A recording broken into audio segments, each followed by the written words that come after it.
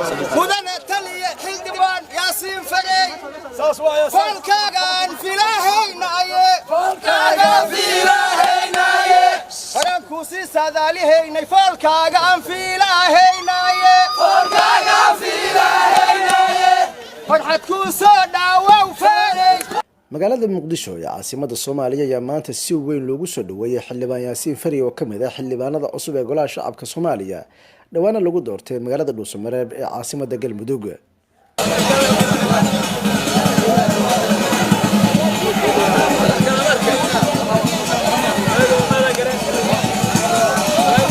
xildhibaanka ayaa xilligan wuxuu yahay kusimaha taliyaha NISA waxaana loo doortay xildhibaan kamid ah golaha shacabka Jamhuuriyadda Federaalka Soomaaliya.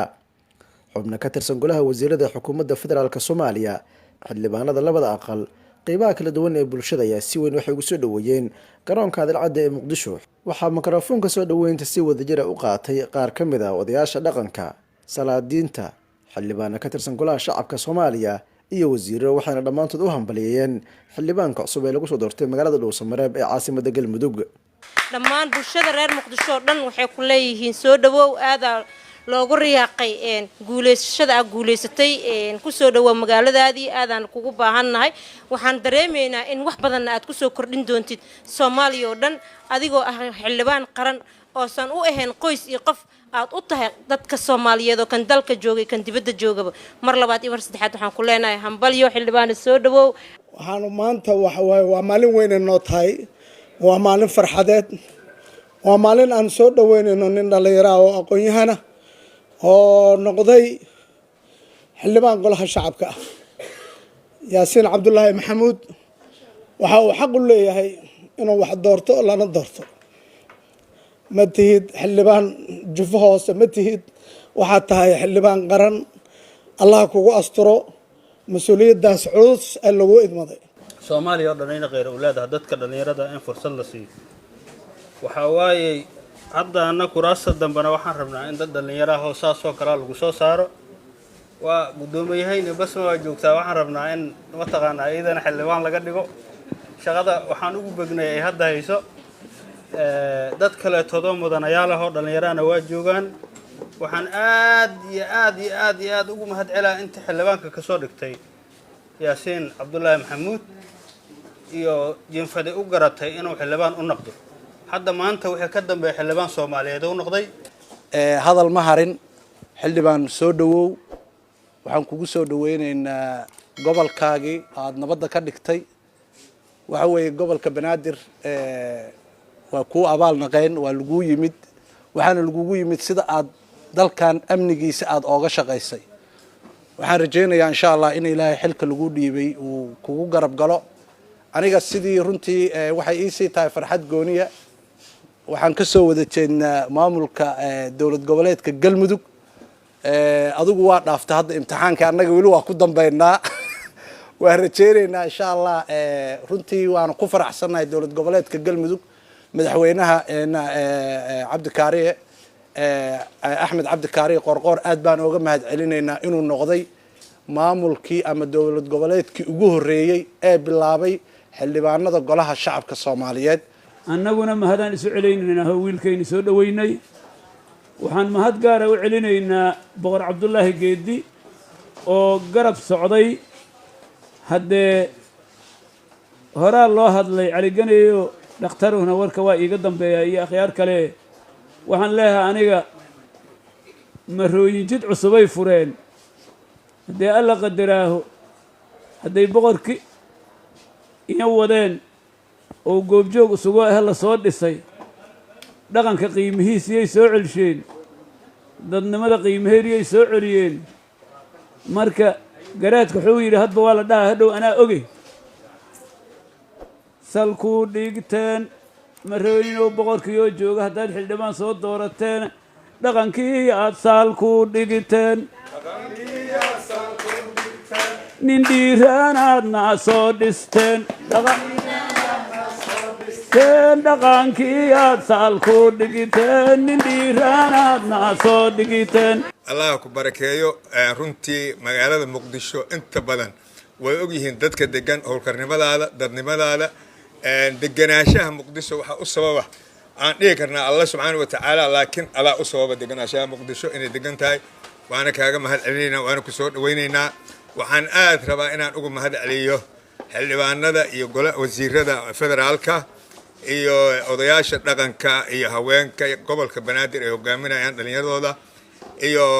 boqor cabdulaahi geedi shadoor boqorka waxaan soo dhawaynaynaa saraakiisha sarsare ee uu ka mid yahay generaal gacmo dulle waxaan leenahay soo dhawaada hambalyo gobolkaaga yaa timiday magaaladaada yaa timiday waa kugu soo dhawaynaynaa dhinaca kale xildhibaan yaasiin fari oo ka mid ah xildhibaanada cusub ee golaha shacabka Soomaaliya ahna xilligan kusimaha taliyaha nabad sugidda Soomaaliya ayaa dhankiisa waxa uu sheegay inuu soo dhaweyn doono cid kasta oo tabasho qabta isla markaana uu la sameyn doono wada hadal alxamdulillah wasalaatu wasalaamu calaa rasuulillah awal ilaahay mahadle marka xiga waxaan u mahad celinayaa dhammaan bulshada Soomaaliyeed gaar ahaan maamulka gobolka Banaadir iyo dowladda hoose iyo dhammaan xildhibaanada labada gole wasiirada kuwa dowlad goboleedka iyo kuwa federaalkaba waxaan rabaa inaan u mahad celiyo dhammaan intii bahda miidiyaha iyo dhaqanka waxaan rabaa waxa lagu soo dhaweynayo waa xildhibaannimada ee muqdisho maaha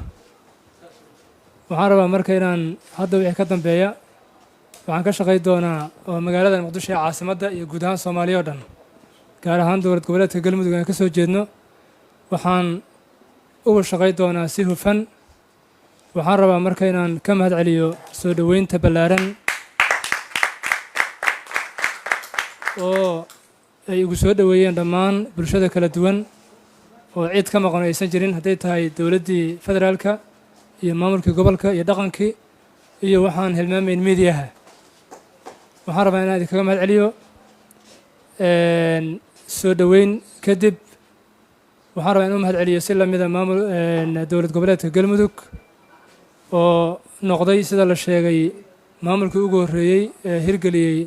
doorashada waxaan kaloona idina ka mahad celinayaa sidaan si lamida nagula soo dhaweeyey dhammaan murashaxiintii ood ogtihiin duruufaha ee dalka ku xeeran ergooyinka la qaadayo ee la geynayo gobollada dhammaan waxaan rajaynayaa inuu intaan ka warqabo waa galmudug sida loogu soo dhaweeyey murashaxiinta iyo ergadaba iyo qaabkay doorashadu u dhacday intaba waxaan leenahay waa mid hufan oo xalaal ah waxaan rajaynaynaa marka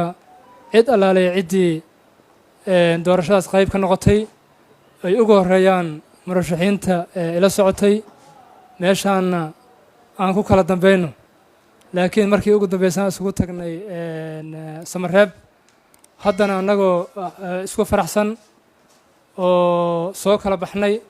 kursigana ewelba qof baa ilaahay ugu talagalay ewelba 2 iyo 3 kuma fadhiiso lahayn waxaan rabaa markaa inuu mahad celiyo waxaan si gaar ugu mahad celinayaa boqorka iyo generaal gacmo dulle oo iyaguna qayb libaax leh ka qaatay hadday tahay odatinimo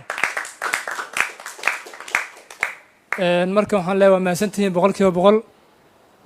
hadda wixii ka dambeeyana waa isla joogi doonaa waxaana samayn doonaa munaasabado aan isugu wada imaan doono cid allaaleeya ciddii tabasho qabto hadday tahay kursigan aan anigu ku fadhiyo iyo hadday tahay kuraasta kaleba waxaan diyaar u nahay inaan kala fadhiisano kalana hadalno cid allaaleeya ciddii tabasho qabto asalaamu calaykum waraxmatullahi wabarakaatu